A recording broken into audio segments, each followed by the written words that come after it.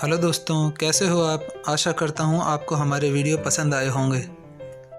यदि आपने अभी तक हमारे YouTube चैनल सब्सक्राइब नहीं किया तो कृपया उसे सब्सक्राइब करें और पास ही लगी घंटे के आइकन को दबाकर नोटिफिकेशन भी ऑन करें, जिससे किसी भी वीडियो के अपलोड होने की सूचना आपको तुरंत मिल जाए। यदि आपको वीडियो पसंद आता है तो उसे लाइक करें, उस पर कमेंट करें और अपने दोस्तों के साथ शेयर करें। जैसा कि आप वीडियो का टाइटल देखते ही समझ गए होंगे कि आज का टॉपिक है पृथ्वी पर दिन रात कैसे बनते हैं। तो चलिए शुरू करते हैं। यह अंतरिक्ष है। इस अंतरिक्ष में न जाने कितने पृथ्वी, सूर्य, तारे, चंद्रमा, क्षुद्र ग्रह, बड़े ग्रह, उपग्रह, खगोलीय पिंड, अनेक प्रकार की गैसों के बादल अपने अपने स्थान पर अपनी अपनी कक्षाओं में विचरण करते हैं। इन्हीं में से एक है हमारा सौर परिवार, जिसका मुखिया सूर्य है एवं अन्य ग्रह इसके चारों ओर चक्कर लगाते रहते हैं। आज हम इसके एक ग्रह धरती या पृथ्वी, जिस पर हम निवास करते हैं, उस पर दिन रात बनने के कारण एवं ऋतुएं बनने के कारण को जानने की कोशिश करेंगे। पृथ्वी पर दिन रात बनने का कारण है पृथ्वी का अपने अक्ष पर लगातार गोल गोल घूमते रहना। जैसा कि आप देख रहे हैं कि पृथ्वी इस समय अपनी धुरी पर गोल गोल चक्कर लगा रही है। इस क्रिया के दौरान में जो भाग सूर्य के सामने आता है उस पर सूर्य की रोशनी पड़ने के कारण वहाँ दिन हो जाता है, और जो भाग सूर्य की रोशनी के सामने नहीं आ पाता वहाँ पर रात हो जाती है। पृथ्वी को अपनी धुरी पर एक चक्कर पूरा करने में 23 घंटे 56 मिनट का समय लगता है। अर्थात 24 घंटे में पृथ्वी अपनी धुरी पर एक चक्कर पूरा कर लेती है। यही एक दिन और एक रात का समय होता है। पृथ्वी पर दिन रात इसी गति के कारण बनते हैं। इसे परिभ्रमण गति, घूर्णन गति अथवा दैनिक गति कहते हैं। अभी पिछले विजुअल में आपने देखा था पृथ्वी का वह हिस्सा जिस पर सूर्य की किरणें पड़ रही थी, और अब देख रहे हैं वह हिस्सा जिस पर सूर्य की किरणें नहीं पड़ रही हैं। चलिए एक और उदाहरण से आपको समझाने का प्रयास करते हैं कि यह पृथ्वी है। इस पर जब सूर्य की किरणें जब पड़ती हैं तो जो हिस्सा पृथ्वी का सूर्य के सामने है उस पर तो दिन रहता है, लेकिन पीछे के हिस्से पर सूर्य की रोशनी नहीं पड़ती, इसलिए वहाँ पर रात हो जाती है। तो मैं उम्मीद करता हूँ कि आप अच्छी तरह से समझ गए होंगे कि पृथ्वी पर दिन रात बनने की प्रक्रिया कैसे होती है। आइए एक नया तथ्य भी जानते हैं कि पृथ्वी पश्चिम से पूर्व की ओर घूमती है। कैसे? हम इसे इस उदाहरण से समझेंगे। जब भी हम कभी कहीं यात्रा करते हैं तो इस दौरान हम गाड़ी से देखते हैं कि पेड़, खड़ी हुई गाड़ियाँ, मकान आदि चीज़ें पीछे की ओर भाग रही हैं। वास्तव में वे वस्तुएं अपने स्थान पर स्थिर होती हैं और हम आगे बढ़ रहे होते हैं। तो आप इसे बिल्कुल इसी तरह माने कि सूर्य अपने स्थान पर स्थिर है, सूर्य कहीं नहीं चलता बल्कि पृथ्वी आगे चलती है। तो आप इसे बिल्कुल उसके विपरीत समझें कि यदि आपको सूर्य पूर्व से पश्चिम की ओर जाता दिखाई दे रहा है तो वास्तव में पृथ्वी पश्चिम से पूर्व की ओर घूम रही है। तो मेरे विचार से आप यह जान गए होंगे कि पृथ्वी पर दिन रात कैसे बनते हैं। चलिए वीडियो के इस भाग में हम जानेंगे कि पृथ्वी पर ऋतुएं बनने का क्या कारण है। जैसा कि अभी आपने देखा कि पृथ्वी अपने अक्ष पर तो चक्कर लगाती है, साथ साथ में वह सूर्य के चारों ओर भी इस तरीके से, जैसा कि स्क्रीन पर दिखाया जा रहा है, वह अपने स्थान पर घूमने के साथ साथ सूर्य के चारों ओर भी घूमती है। इसी वजह से पृथ्वी पर ऋतुएं बनती हैं।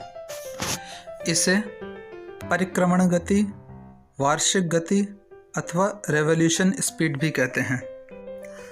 पृथ्वी पर ऋतुएं बनने की जानकारी हासिल करने से पूर्व हमें 3 अक्षांश रेखाओं के बारे में भी जानकारी हासिल करनी होगी। जैसा कि आप स्क्रीन पर देख रहे हैं कि पृथ्वी के मानचित्र को एक रेखा द्वारा 2 समान भागों में बांटा गया है। बीचों बीच से यह गुजरने वाली यह रेखा 0 डिग्री अक्षांश, विषुवत रेखा या इक्वेटर लाइन कहलाती है। इस 0 डिग्री अक्षांश के ऊपर का हिस्सा उत्तरी गोलार्ध एवं नीचे का हिस्सा दक्षिणी गोलार्ध कहलाता है। जैसे जैसे हम 0 डिग्री अक्षांश से उत्तरी गोलार्ध अथवा दक्षिणी गोलार्ध की ओर बढ़ते हैं, वैसे वैसे ठंड बढ़ती जाती है। एक स्थिति यह भी आ जाती है कि उत्तरी गोलार्ध और दक्षिणी गोलार्ध पर पहुंचकर तापमान -40 डिग्री तक मिलता है। चलिए आगे बढ़ते हैं।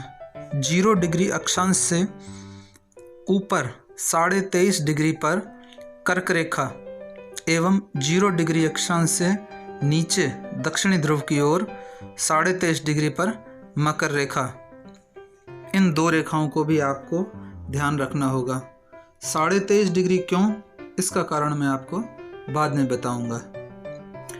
जैसा कि आप चित्र में देख पा रहे हैं कि कर्क रेखा से मकर रेखा तक के बीच का भाग उष्णकटिबंध है, अर्थात यहाँ पर बहुत तेज गर्मी पड़ती है क्योंकि यहाँ पर सूर्य की किरणें सीधी पड़ती हैं। एवं कर्क रेखा से ऊपर शीतोष्ण कटिबंध है, यानी कि यहाँ पर सूर्य की किरणें तिरछी पड़ती हैं। इसी प्रकार मकर रेखा से नीचे शीतोष्ण कटिबंध है क्योंकि यहाँ पर भी सूर्य की किरणें तिरछी पड़ती हैं। कर्क रेखा से ऊपर के भाग को उत्तरी शीतोष्ण कटिबंध एवं मकर रेखा से नीचे के भाग को दक्षिणी शीतोष्ण कटिबंध कहा जाता है एवं उत्तरी ध्रुव को आर्कटिक एवं दक्षिण ध्रुव को अंटार्कटिक कहा जाता है। तो अब आप समझ गए होंगे कि पृथ्वी के कौन से हिस्से पर गर्मी पड़ती है एवं कौन से हिस्से पर सर्दी पड़ती है। देखिए, यदि इन दो पहले गोले वाले स्थान पर कोई देश होगा तो वहाँ गर्मी और सर्दी दोनों पड़ेंगी, जबकि बीच वाले गोले के में स्थान पर केवल गर्मी पड़ेगी एवं जो उत्तरी ध्रुव वाला गोला है उस स्थान पर केवल सर्दी ही पड़ेगी। आइए अब हम जानें कि ये कर्क रेखा और मकर रेखा 23.5 डिग्री पर ही क्यों हैं। अभी तक आप जो पृथ्वी की स्थिति देख रहे थे वह कुछ ऐसी समझ रहे थे कि पृथ्वी अपनी धुरी पर एकदम सीधी लंबवत है, परंतु आपको जानकर आश्चर्य होगा कि पृथ्वी सीधी नहीं है, यह अपनी धुरी पर 23.5 डिग्री झुकी हुई है।